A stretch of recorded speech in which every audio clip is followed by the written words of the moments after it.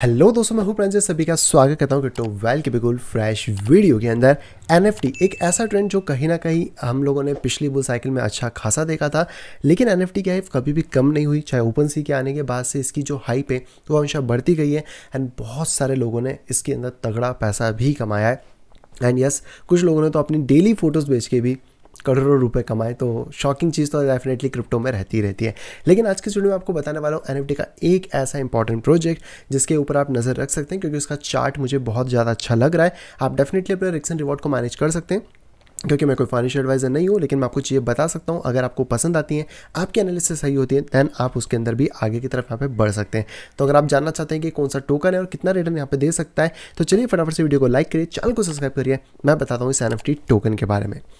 तो इस NFT token के बारे में अगर बात करें तो इसका नाम है सुपर रेयर। जी हाँ, अगर आप लोगों ने नाम सुना होगा, बहुत अच्छा है, जिसका टिकर प्राइस हमें रेयर देखने को मिलता है। करंट प्राइस है 0.14 के आसपास एंड मार्केट कैप सबसे कम अभी चल रहा है जो कि है 103 मिलियन, जिसके अंदर हमें ग्रोथ अपॉर्चुनिटी देखने को मिलती है। यानी कि जब भी अल्ट सीजन आएगा प्राइसेस के अंदर एक अच्छा स्पाइक देखने को मिल सकता है। अगर इसकी सप्लाई के बारे में बात करें तो 1 बिलियन की टोटल सप्लाई, जिसमें से 718 मिलियन के आसपास की सर्कुलेटिंग सप्लाई है जो कि हमें यहाँ पे देखने को मिलती है। और इतना ही नहीं, अगर आप इसके मार्केट सेक्शन के अंदर जाते हैं तो आप ये चीज़ यहाँ पे देख पाएंगे कि इसकी जो मार्केट है उसमें बाइनेंस के ऊपर ये ऑलरेडी लिस्टेड है, कॉइनबेस के ऊपर लिस्टेड है, क्रैकन पे है, गेट.io, एमईएक्सी और इसी तरीके के बहुत सारे अच्छे आप बड़े बड़े एक्सचेंजेस है जिसके ऊपर लिस्टेड है। सबसे बड़ी बात, बाइनेंस के ऊपर है तो आपको लिक्विडिटी का भी प्रॉब्लम यहाँ पे नहीं मिलेगा। इवन दैट अगर हम डेक्सेस की भी बात करते हैं तो आपको कहीं ना कहीं वॉल्यूम इसमें देखने को फिलहाल में थोड़ा कम मिल रहा है, लेकिन हाँ, सुशी स्वैप इथेरियम के ऊपर और मेनली जुपिटर के ऊपर भी हमें सोल टोकन के अंदर देखने को मिल जाता है। तो ये जो प्रोजेक्ट है, अगर इसके बारे में और ज़्यादा डिटेल में हम लोग बात करें तो आप डेफिनेटली यहाँ पे देख पाएंगे कि 2018 से प्रोजेक्ट वर्क कर रहा है, यानी कि पुराना प्रोजेक्ट है।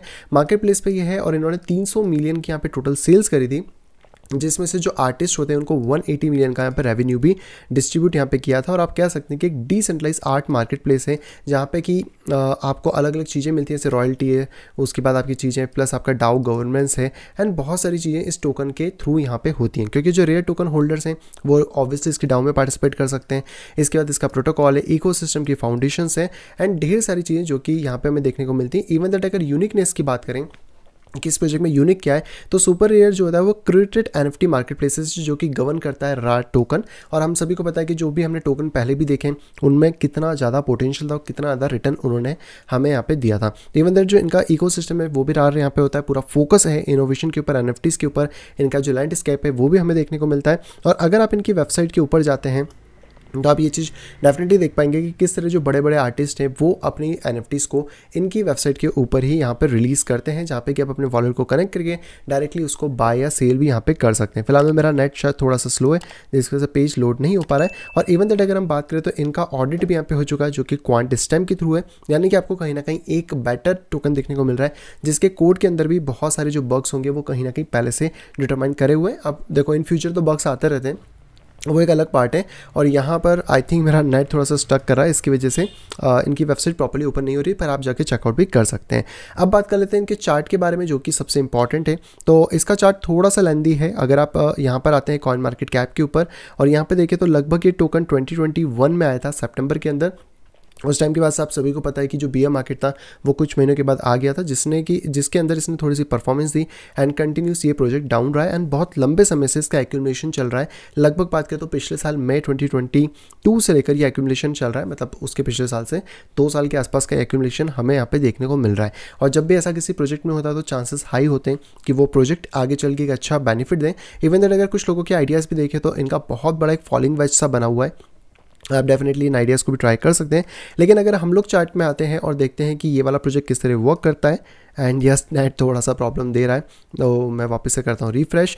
तो ये वाला चार्ट हमारे पास अवेलेबल है जो कि बाइनेंस के थ्रू हमें देखने को मिलता है। यहाँ पे अगर आप देखें तो एक down trend already market and कर चुका है और ये डाउन ट्रेंड शुरू हुआ था अक्टूबर 21 के अंदर, जो कि लगभग एंड हुआ है हमारा अक्टूबर 23, यानी कि 2 साल बाद, जो कि मैंने आपको चार्ट में भी दिखाया। इसके बाद मार्केट ने ऑलरेडी अपना जो मोमेंटम है वो शिफ्ट करना स्टार्ट किया था क्योंकि हम लोगों के लिए जो लास्ट हाई था वो ये वाला था, जिसको कि मार्केट ने कहीं ना कहीं ब्रेक करके एक नया हाई फॉर्म किया। तो हम कह सकते हैं कि मार्केट एक अप ट्रेंड को इंडिकेट कर रहा था।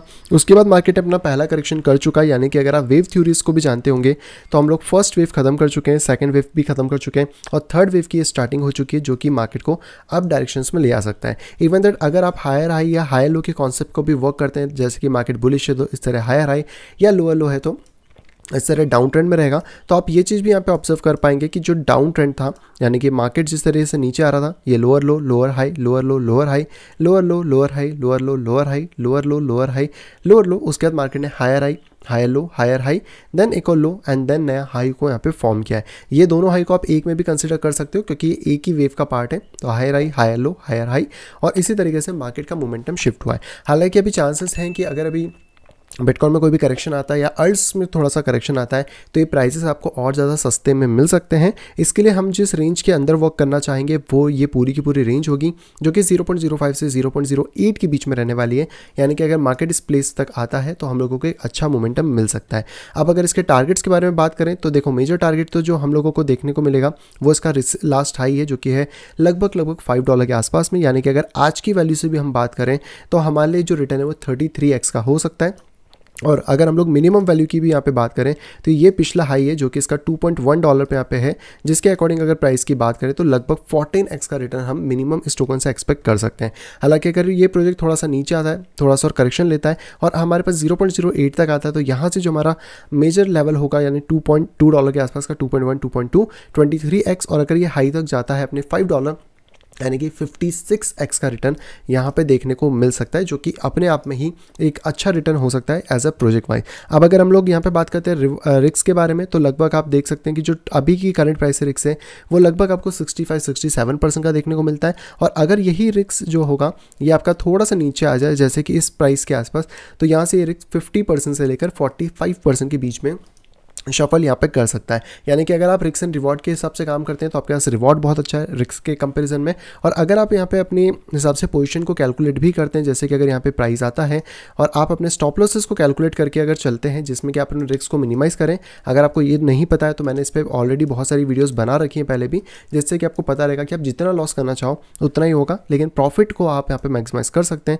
तो पहले टारगेट, जो मेजर पहला टारगेट है, वहाँ तक भी अगर हम देखें तो हमें 50R का रिटर्न यहाँ पे देखने को मिलता है अगर प्राइसेस यहाँ पे नीचे की तरफ आते हैं। और अगर हम लोग आज के करंट वैल्यू से भी बात करें तो लगभग हमें 22R का रिटर्न यहाँ पे देखने को मिलेगा इस प्रोजेक्ट के अंदर। हालांकि देखो, कोई भी ये फाइनेंशियल एडवाइस नहीं है, आप अपनी रिसर्च डेफिनेटली कर सकते हो। मुझे चार्ट्स अच्छे लगे, डाउन ट्रेंड खत्म होते हुए दिखा, तो मैंने सोचा आपके साथ यहाँ पे शेयर किया जाए ताकि आप इसके अंदर भी एक अच्छी अपॉर्चुनिटी को फाइंड यहाँ पे कर सकें। हालांकि आप चाहो तो पार्ट्स में भी इसको सेल कर सकते हैं, जैसे कि सबसे पहला जो टारगेट है वो 0.39 हो सकता है। सेकंड टारगेट को आप इसके इस वाले हाई पे ले सकते हो, जो कि 0.8 से लेके लगभग 0.9 के आसपास हो सकता है। और उसके बाद मल्टीपल टारगेट्स में आप अपने सेलिंग पॉइंट्स को बना सकते हैं, जैसे कि आपके पास अपनी प्रॉफिटेबिलिटी भी रहे और जो भी प्रिंसिपल आप इन्वेस्ट करते हैं उसको पहले आप कैश आउट कर लें, ताकि आपका जो भी पैसा बचेगा वो प्रॉफिट का ही यहाँ पे बचे। हालांकि आप लोग बताओ कि NFT का ट्रेंड आपको इस बुल साइकिल में या फिर अर्ली साइकिल में क्या लगता है, एंड NFT के अंदर कौन कौन से ऐसे और भी प्रोजेक्ट हैं जो कि आप यहाँ पे देखना चाहते हैं, जिनका TF है, वो भी कमेंट बॉक्स में बता दीजिए ताकि अगले वीडियोस में उनके ऊपर भी यहाँ पे ला सकूँ।